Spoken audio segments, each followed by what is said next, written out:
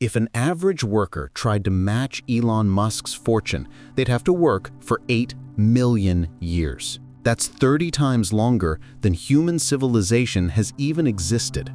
And while I've been saying this sentence, Elon just made another $100,000. But here's the plot twist. Elon Musk isn't even close to the richest person in history. In fact, compared to some of history's titans, he'd barely make the guest list. So let's travel through time and meet the people who made Elon look broke. Let's start in the 1980s with a man who literally turned crime into capitalism, Pablo Escobar. He was earning $420 million a week. That's $60 million a day in cash. He made so much money, he spent $1,000 a week on rubber bands just to hold the stacks together. $2 billion a year simply rotted away, eaten by rats and humidity. At his peak, he was worth around $80 billion. Not bad, but that's still pocket change compared to history's real giants. Next stop, 1945. The war is over, America is booming, and on the other side of the world, one man controls an empire worth $10 trillion in today's money. Joseph Stalin. He barely owned anything personally, a few pipes, some books, and a uniform. He didn't need wealth because he was the economy. Every factory, every farm, every coin in the Soviet Union existed under his rule. People feared him so much that when he had a stroke, no one called a doctor for 12 hours. They were terrified of what would happen if he woke up. Stalin might have been broke on paper, but in reality, he owned a country the size of a continent. But if Stalin ruled through fear, Adolf Hitler ruled through manipulation.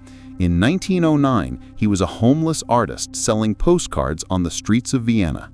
Fast forward 20 years, and he's a dictator with multiple income streams. He ordered the government to buy millions of copies of his book Mein Kampf, making him millions. He copyrighted his face and speeches so he'd earn royalties every time his image appeared in the news or on postage stamps. By the end, he'd collected billions in donations from businessmen who wanted to stay on his good side. And through conquest, he commanded resources worth around $3 trillion. He didn't build wealth, he seized it. Let's switch gears, because not every rich man ruled through terror. Some reshaped the world itself. Henry Ford wasn't just a car maker, he was a time maker. In 1914, he doubled workers' pay and introduced the 5-day workweek. Then he invented the modern assembly line, cutting production time for the Model T from 12 hours to 90 minutes. Cars got cheaper, cities spread outward, and the modern lifestyle was born. Commuting, weekends, suburbs, all byproducts of Ford's factories. His personal fortune hit $200 billion in today's value, but his real legacy is that he invented the middle class. Before Ford, there were the robber barons, men who treated capitalism like a gladiator sport. John D. Rockefeller was their undefeated champion. He founded Standard Oil and by the 1880s controlled 90% of America's oil market. When the US government broke up his monopoly, he got even richer. Each new company's stock soared, and Rockefeller became the world's first billionaire. At his peak, he was worth 2% of the entire US economy, somewhere between $400 and $600 billion today. Rockefeller didn't just drill oil, he drilled straight into history as the blueprint for every billionaire since. But the idea of family wealth that spans generations didn't start with him. A century earlier, the Rothschilds built the first global banking network. 5 brothers, 5 countries, one empire of money. They financed wars, rebuilt nations, and created an international system that still shapes finance today. Their fortune is impossible to pin down. Some claim it reached $500 quadrillion at its height, but even conservative estimates put them above everyone else in Europe. They didn't flaunt wealth, they engineered it. Go back another few centuries and meet Jakob Fugger, the original banker's banker. He funded emperors, popes, and entire wars. He once reminded the Holy Roman Emperor in writing that he only had the crown because Fugger paid for it. His loans to the Catholic Church were so massive, they actually sparked the sale of indulgences, the same scandal that led to the Protestant Reformation. At his peak, he controlled 2% of Europe's GDP, worth around $400 billion today.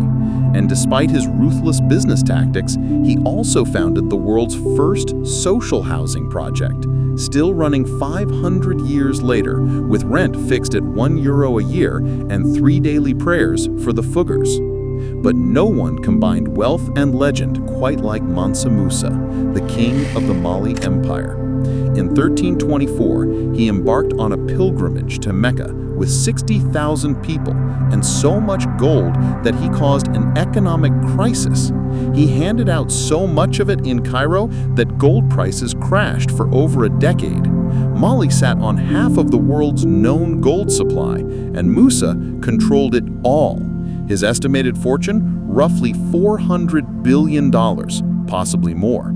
He built mosques, libraries, and cities and turned Timbuktu into the center of learning in Africa. Mansa Musa didn't just own gold, he was gold. Yet even he might have bowed before Genghis Khan. At the height of his conquests, he ruled 20% of Earth's land, an empire so vast that if you measured it today, it would be worth about $130 trillion. But here's the catch. Genghis kept almost nothing for himself. He shared the spoils of war with his soldiers, wore simple clothes, ate simple meals, and asked to be buried in an unmarked grave. He didn't own wealth, he commanded loyalty, and that made him more powerful than any billionaire boardroom ever could. Go back even further to year 1 AD. Rome rules the world, and Augustus Caesar rules Rome. After defeating Mark Antony and Cleopatra, Augustus personally took control of Egypt, and with it, a fifth of the Roman economy. By modern standards, his net worth would be about $5 trillion. When he died, the Senate declared him a god. Few men have ever held that much power, wealth, and worship all at once. Even further back is King Solomon, said to have collected 666 talents of gold each year, roughly $2 trillion in today's value. But those numbers come from ancient scripture, so whether he was real or myth, we'll never truly know. So, who was the richest person in history? It depends on how you define rich. Rockefeller owned industry. Stalin owned a nation. Genghis Khan ruled the earth. Mansa Musa controlled gold itself. But if we're talking verifiable, spendable wealth, wealth that actually exists in a world that can measure it, then Elon Musk still wears the crown. Because his fortune is real, documented, and independent of kings, governments, or armies. He's the richest man in the richest era humanity has ever known. Eventually, someone will surpass him. That's the rule of history. Wealth always evolves. Gold became oil, oil became data, and somewhere, someone is already creating the next fortune that will make even Elon look small. For now, though, Elon Musk isn't just the richest person alive. He might be the richest human who truly ever existed. That's it for the video. If you found value in the video, please smash the like button, and most importantly, subscribe to the channel to get notified when I post another interesting video. Thank you, and keep learning, because knowledge is power.